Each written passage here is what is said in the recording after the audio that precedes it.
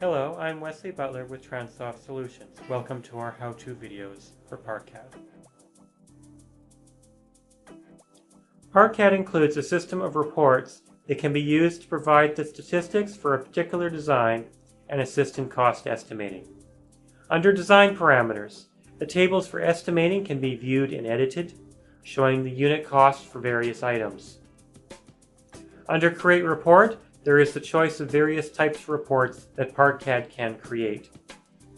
Stall Count Report shows the breakdown of various sizes of stalls and the percentages of the total stalls in the layout, along with any accessibility stalls. Quantity Takeoff Report uses the unit costs and the quantities to help estimate the total cost of the project. These reports can be exported to send to others or to be used in other software. Finally, a summary report shows the numbers for all the stalls and the other elements that make up the parking layout.